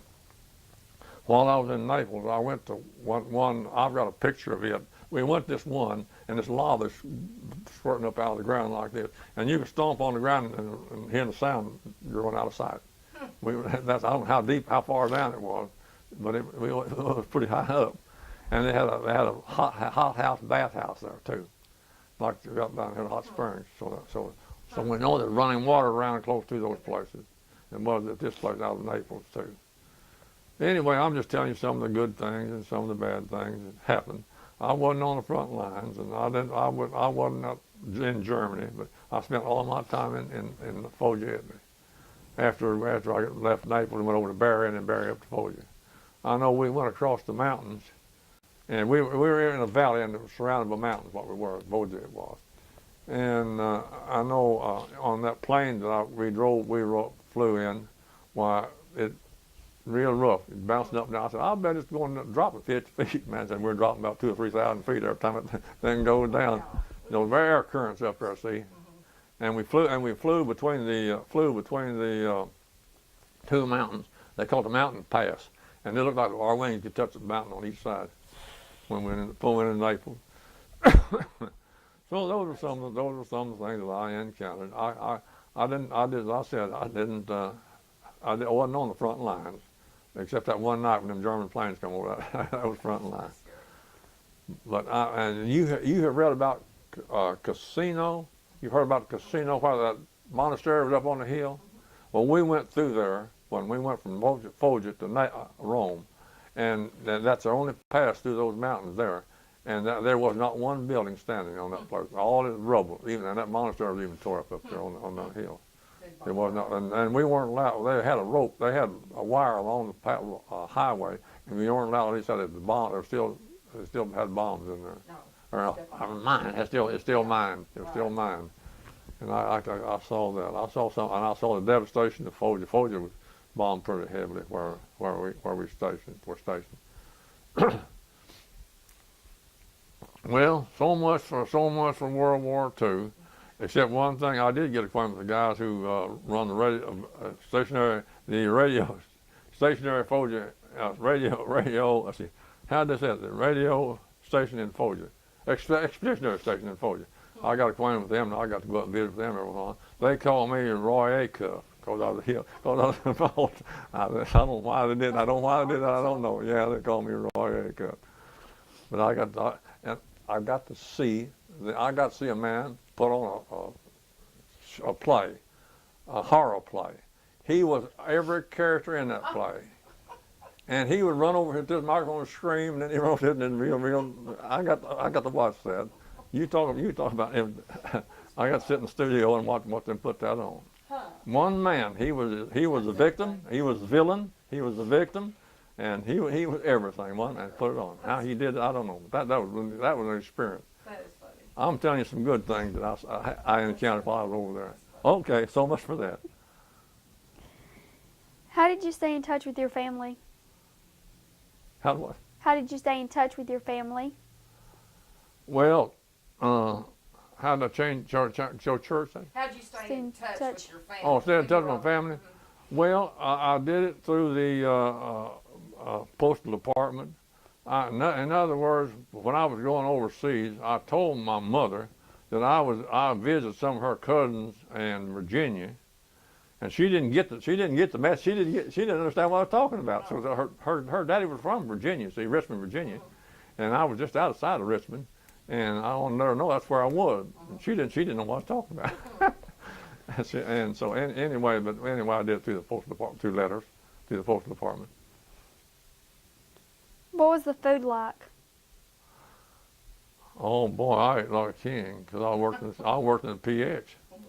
And no, we ate good. We had a Chinaman cook, Wong. I was just trying to think of his name the other day. Wong was his name, and he had a Chinaman cook. And the food I was in a quartermaster, and we had good food. I know our captain told us one night, said, "Your guards, not guides." We were showing people where the food was. Oh, your guards, not guys. Yeah, your guards, not guides. We on That's guard. what Franklin said about the same thing this morning about the food, that the same where he was too. He was helping take care of food too, and he said, Oh, is that right? He said they had access to pretty much all Oh the food. yeah, we had it was good food, and had good cooks too. I know one night though, when in Pasquale, he was an Italian boy there. They helped around the mess hall or anywhere he could go. He's the one that taught me how to speak a little Italian. Pasquale did, and I asked him one night. I said, "Pasquale, what do we got for drinking for supper tonight?" Said, "Coffee similar to tea." You know what he meant by that? Iced coffee. Oh, okay. Coffee similar to tea. He said iced coffee. I didn't know. He told me it was cold. Iced coffee. So anyway, no, we ate good. Now our headquarters was a two-story house and a long room attached to it, and that used to be the barn. That used to was a cattle barn. See, people used to have the cattle in buildings there where they lived, and that barn was our that's the house was our mess hall, and that's where we ate.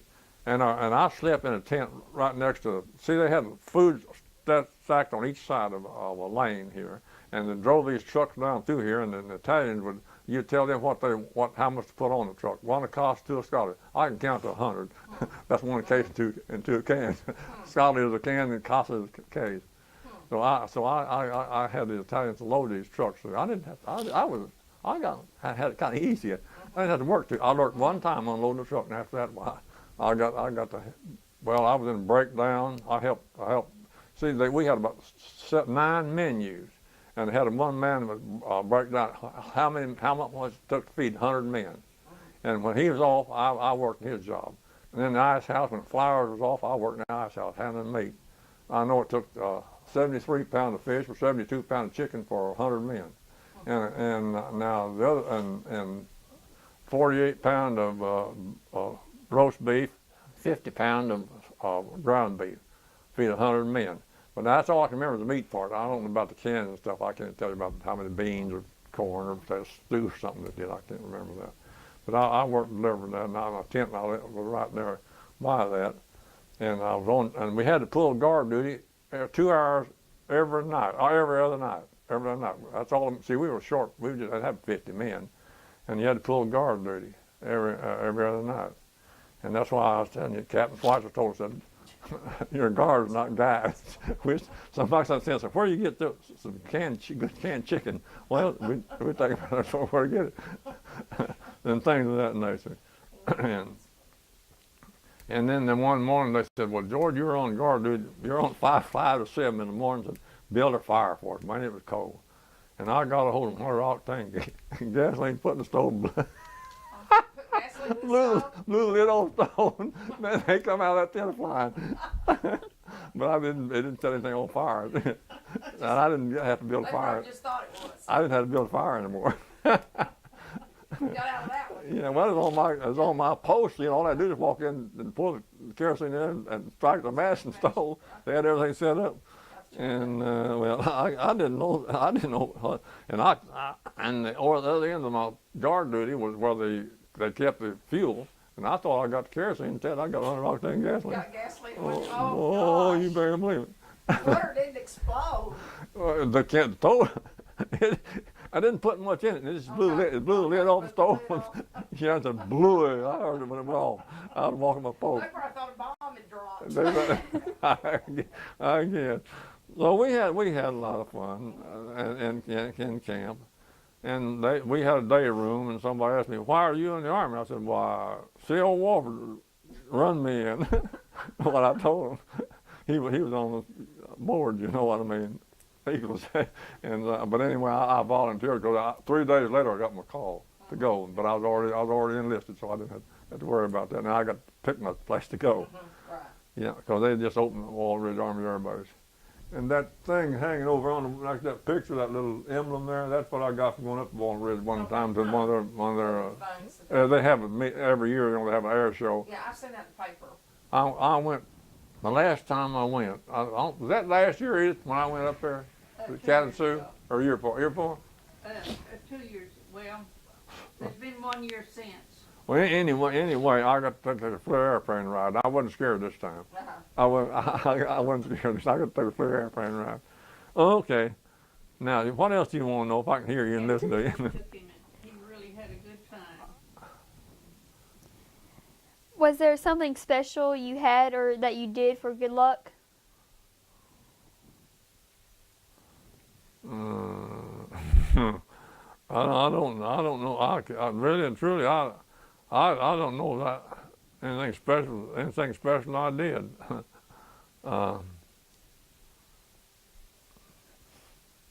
I guess I'd pass on that one. I don't know what to tell you. I don't know what to tell you about that. Did you ever go on leave for anything? Yes. Are you talking about the Army? Mm-hmm. Well, I just got to tell you about going to Rome, going to Rome, going to Naples, going to Isle of Capri. Now I never did get above Rome. Rome. I had a trip to go to Sicily. I mean Switzerland, and I had it all of you could take was $12.50. They wouldn't have to take any more than $12.50 to Switzerland. They didn't want inflation in Switzerland. And the boat, I got my orders to come home on the boat, and I didn't get to go.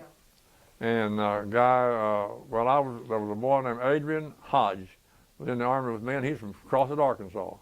He said, George loaned me the money to go to Switzerland. So I gave him 12 and a half, and Sergeant Lundy paid me. He was the guy in charge of the PX that time. He said, I'll pay you, and I'll get my money. I'll get the money from Hodge whenever he gets paid. So I did. I was going to Switzerland, and we were going to fly to Milan and go from Milan over and catch a train through the Alp Mountains over into Switzerland. Boy, I wish that boat had postponed it about a week later. I'd have been in Switzerland. And I had an opportunity to go to the University of Florence, and I've always kicked myself for not going to university when I was in the Army. But I had a good job at PX, so why go to the University of Florence? Just to visit the name on it. What would I have taken? I was going to take language.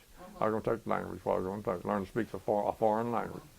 But I didn't. I had the opportunity to do that, and I didn't.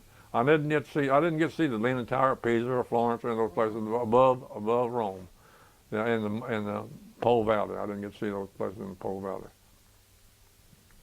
And anyway, I hear. See, in other words, Italy is sort of like the United States. We got the Yankees and we got the Southerners, Right. and so they had the Southerners rolling below, and then they had the other ones up. And it was the wealthy part. It was really the wealthy part of Italy. The northern Italy was the wealthy part of Italy. Florence and Pisa and all those places. And of course Venice is up in there too, isn't it, off the coast? Venice. Venice. That's not where I was running the boat. It's in underwater. Canals. No, I didn't. That's up in the I didn't get to see all. That's in the top part too. Yeah, I didn't get to see all those places. No, but I saw. See, anyway, one thing that impressed me about those places and Rome and Lucera. There was a town named Lucera, not far from Foggia. We were on Lucera on the San Severo Road, and about a mile and a half out of Foggia. And when the sun was just right in the evening, you could see Lucera over here right at the edge of the mountain. You couldn't see it during the rest of the day because the sun wasn't shining just right. And I went there, and they had this amphitheater. And then in the middle of this amphitheater, they had this place where the lines and things would go down through there. This runway built. It had covered over with had the top on it. And the lines get out in the amphitheater, and they had when they feed the people or whatever it did to them. Yeah. You can see and we went and the Coliseum the same way we saw that. But it was the Coliseum. I imagine had been cleaned up now since I was there. But all there was mud and dirt and grass stuff growing in that when I went there. It's right behind Victor Emmanuel's monument. Okay, so that's some of the leave I had. The Isle Capri was another. I had really had three times. Got three leave. Rome, Isle Capri, and Naples. We got to go to Naples to spend some time there. And so those and of course when I didn't work, we had certain days off. We didn't work. Why, if I could, I would travel with some of the boys and us. Would get a Richard. Did you ever know Richard Hughes? Never knew Richard Hughes. Well, anyway, he was a boy. They run a service station down there where Robert Hibbard had his service station, and where Hatcher is now. Got a service station, and he and his dad did. Well, he was in the first fighter. He came up through North Africa, and then they was on the San Severo Road, just about 8 miles up from where I was, and I got to go visit with him a time or two. And he had lost his pilot and plane, and he had got his plane. He was a P-51 fighter group. He was the first fighter, but he had a P-51 plane, and he had lost it. He had got his pilot plane. He let me sit in the cockpit, and he said that he hadn't got his pilot yet. He's waiting for another pilot to take over that plane. And I asked him, well, how do you know when to shoot? And he said, so he turned to push the button, and there was a great big red circle in the front. He said, when that plane's in that red circle, you start shooting. Oh, it's because start shooting. That's how you learn to shoot, in that big red circle, when the plane got in it. So that's one fellow I met over there, and I didn't know Adrian. I didn't know Adrian Hodge. He was from Crossett. We were out in the recreation area one day, and he came up to bat, and I was behind the plate trying to catch the ball that he didn't hit. I said, I know where you're from. He said, how do you know? I said, you're from Arkansas. Yeah. How'd you know that? I said, well, your dialect betrayed you. And then sure enough, I said, where's you from? He said, Crossett. Yeah. You can tell when somebody's from Arkansas by the way they talk. Okay. What is your least favorite memory from the war? My favorite memory in the war? Your least one. Your least. What's something that you didn't like?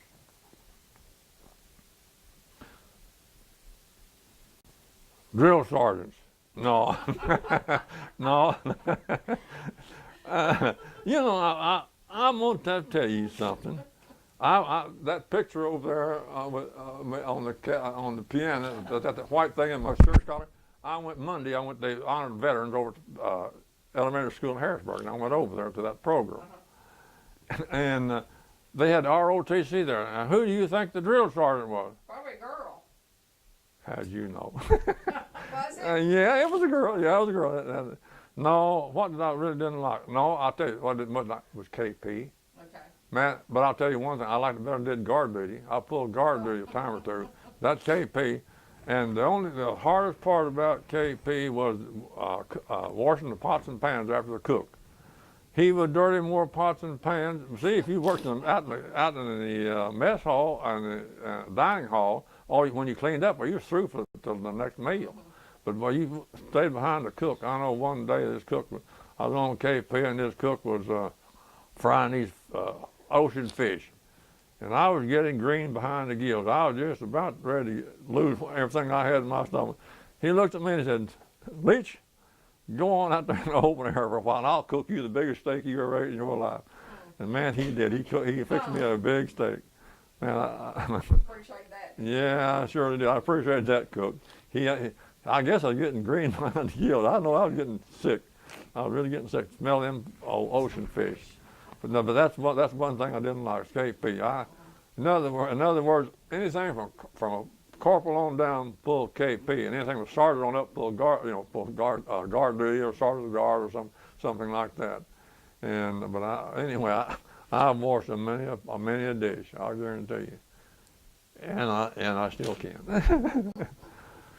But that's one thing I didn't like, KP. Okay, they call it kitchen police. But when I was on the mess hall at Greensboro, North Carolina, running that China clipper and all that was easy. Okay. What is the one thing that you will never forget about your experiences during the war? Well, those pilots, those airplanes. I'll tell you, when I was over there, and you stand there late in the afternoon, they come in all shot up, putting out the red flare thing, that gets next to you. And those planes, big holes in the plane.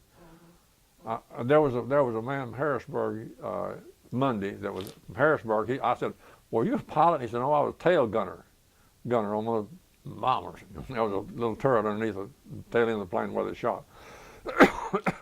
and I thought about him, how he ever survived. But I'll tell you, boy, they went through misery. I know a lot of them didn't make it, and you read about those that got in the the prison camps, overseas, and they lived a horrible life. And those are some of the things that I think about, because we sat out there in the afternoon and watched those planes come in. We'd watch them leave, or they'd leave about daylight in the morning, just cracking good daylight. And we was out have reveille. You go out and let them know you're still in camp. And then they would see those planes leave that airfield. We were surrounded with those airfields. And I tell you, that's the one thing, yes, that I can remember. And I can feel for those people, because they were putting their life on the line for me, man, you and everybody else. And all I did was just feed them. Okay. That's the one thing that impressed me more than anything. Where were you on December 7th, 1941, on Pearl Harbor Day? Well, Where were you when Pearl Harbor was bombed? It was on a Sunday, 7th day of December, and I just left church and going uptown, and Arlie McCoy had a restaurant there, and there was Malcolm Hogue and his date, Mildred, sitting in a car, and they had the radio on, and they said Pearl Harbor had been bombed, and that was the first I knew of it. It was on a Sunday, and about 6 o'clock in the afternoon, or something like that. We came back from church, and his restaurant was a meeting place. Go to have coffee and fellowship. People together and talk and visit. And I remember walking in front of that restaurant, and I had and Malcolm Hogue and Mildred sitting in that car, and the radio on, and the news said Pearl Harbor has been bombed. And I recall that. I can recall that. Surely can. Do you remember hearing that the atomic bombs had been dropped on Japan? Well, I'll tell you what, it saved a lot of lives. It cost the enemy a lot of lives, but it saved a lot of lives for the American people. And in other words, if it hadn't been, we were going to invade Japan, and I guarantee you, thousands of boys would have lost their life. And I read this book of Billy Graham, and what was that general, war general, and see, I'm old now. Patton? No, Not Bradshaw. oh, he became president. Oh, you tried Eisenhower. Eisenhower. Eisenhower, yeah. Eisenhower, he came to Billy Graham, he said, what about those boys I sent in the battle? Said, I cost lots of, I had to do it. To save it cost lives to save lives. He said, well, that's the part that goes along with war. It goes with war, and that goes with war. But if it gets in the wrong hands, look out. That's what's bugging me now. Iran and those places right right now. I don't know. In other words, as soon as they get a hold of it, why we're in trouble. But in the hands of the right people, why? As long as you can scare people off with it, why? Yes, I think they did the right thing. Yes, I did. Because in other words, I know. I read a book, The Devil at My Heels. I don't know who wrote that book. Somebody wrote, and he was a prisoner of war in Japan. And he told me even that old sergeant, one of those sergeants in the prison, made him lick soled his boots clean. Had to clean his boots, soled his boots and things clean by licking with his tongue. And he said he went back over there and met that man. Said it took him a long time to find him, but said he's going to witness to him. And but he said the family didn't even want him around him. He became a wealthy man. One of the guards became a wealthy man, and they didn't want him telling what all the mean things he did to his prisoners. Yeah, no, I think they did the right thing with it. Yes. What do you remember about President Roosevelt's death? What do you mean? What do you remember about President Roosevelt's death? The death of President Well, in other words, he was getting old, and he had an appointment. Wants to die. He had an appointment, and I remember him. Well, let's see. When did that happen? I'm not sure. I know it was before the war was over because Truman was before the war was over. Truman sent Yeah, it that's off. right. Oh yeah. Now my mind goes back to it. Well, I hate to tell you this, but the people over there didn't act very pleasant. Our soldiers didn't, and a lot of them imbibed in alcohol, and they threw a wild party. But I had a friend of mine, Bill Dunn from Rock Hill, South Carolina. He and I didn't enter into the celebration. We didn't enter. In other words, I know they should have been sorry, but anyway, they didn't act. But so a lot of soldiers didn't act like they should have acted. So a lot of them were probably glad that he was gone, were they? Yeah, I think so. Yeah, I think they were. Yeah. I think they were. I think a lot of people I've talked to on another interview, they said the group that he was in the army with, they felt like he was dragging his heels, and that when Truman got in, he picked the pace up, and that's when the war ended. Yeah, in other words, they gave away a lot of things. Gave away Berlin, most of Berlin, and things like that. Right. They felt like his mind was kind of bad, and he wasn't doing his duty right. Truth about it. Yeah. But anyway, no, we didn't enter into that. We stayed in our.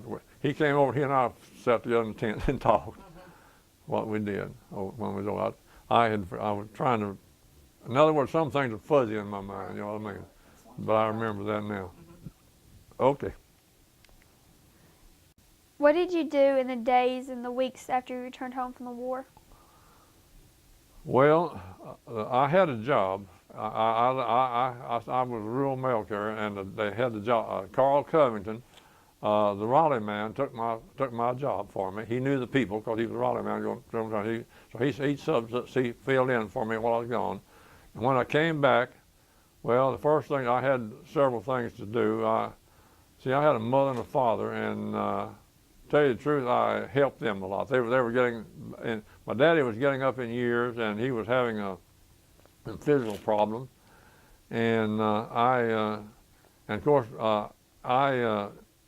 we had an independent basketball team, and I like to play independent basketball, so I played basketball, and took care of all the business I had to take care of, and then I went back on the mail route, carrying the mail, my regular job, and that was my life. And if you want to know the truth about it, I cried all day around that route the day I retired, my last run. A lot of people don't do that, but I did. I love those people. Now, I had some of them that didn't like me, but you'll find that anywhere you go. But I didn't. I just played. In other words, played some basketball and took care of the regular business and went back to carrying the mail on my regular job. That's what I did. How do you think serving in the war changed you? Well, it helped me to appreciate America more. I'll tell you, it helped me to see. I was over in Italy, and Lieutenant Barry. I knew Lieutenant Barry. I'll say this, was a Catholic, and Italy, you know, the Vatican there. I visited the Vatican. I told you I wrote Shore County book, and he wanted to know what I should do with Italy, and I was a very nasty person. I said, chop it off. And I shouldn't have said that. And I know I shouldn't have, because he liked me, because he took me to help him. But anyway, I learned to appreciate America more. They didn't have over there the privileges that you and I got. They didn't have the privileges they got. See, they had their top of government, and then they had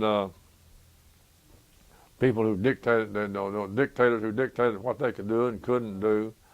And you and I have a lot more freedom over here than they had over there. And I learned to appreciate America, if you want the truth about the matter, America. My freedom over here. In other words, you can voice your opinion here. Better be careful somebody don't take it up. But anyway, you don't have to worry about going to prison or something you might say. Your life not in danger if you're careful. Now, you don't have to get too nasty about it. But I learned to appreciate my country, and I learned to appreciate my job. I really did. But after I saw how that some of those people over there had to work, I know at our mess hall, those Italians that worked for us, they would stand in line outside the mess hall. If you had any food, extra food, give it to them. They wanted it. They wanted extra food, and they had a pretty rough way to go, and their homes were destroyed. A lot of them had to rebuild their homes and all those things. And I came back to America, and we hadn't. But now we're going through some of the things they went through. You know, the bombing of those 2 buildings in New York City and around. But anyway, the freedom you can walk, and you know, you used to when I was a kid. When nobody knew where the keys to the house was. You didn't have to worry about the house. No, we didn't know what a key was. Left the doors open. And over there, you didn't do that. You didn't do those things. We had a lot of freedoms that they don't have, and I learned to appreciate those more. What is something that you've done or accomplished in your life that you are proud of? Well, I didn't get rich, but I'll tell you what. The Lord gave me a job, and I was conservative enough with it that I was able to take care of my parents, able to get a wife, and she supported me. She and I supported each other. She knows what she's going, and I was able to furnish money to educate my children, all of them. I am the only ignorant person in this place. I'll tell you, I enjoy it. I entered the University of Life, and I haven't graduated yet. and all the rest of them are college graduates, and they have good jobs. My oldest daughter, teaching down at Henderson State University. My Thomas is working with the state of Tennessee as a public relations man for two colleges, technical colleges, and I have another daughter teaching school. And so in other words, I was allowed to, support my family, and help them to get prepare them for life, to help prepare them for life. And that's about the only thing actually I think I've accomplished. There's not many that do that. Tell me about the biggest lesson that life has taught you. A lesson that would say help a younger person live a better life. Well, they're preaching education now, and it don't hurt you. Education is wonderful, but it's not everything. Not everything. Remember other people. Learn to respect your parents. Learn to respect your the people you associate with, and I don't know. In other words, don't think I'm it and they're not. You're not, in a sense. In other words, learn to respect, honor your parents and respect the other people, and get an education. Yes, and work. It's not a disgrace to work. It's not a disgrace to work. Work. Don't just won't get on the street corner and draw your check. learn to work and take advantage of your opportunities. That's what I would say. Yeah, learn to take advantage of your opportunities. Well, Mr. Leach, thank you for allowing me to interview you.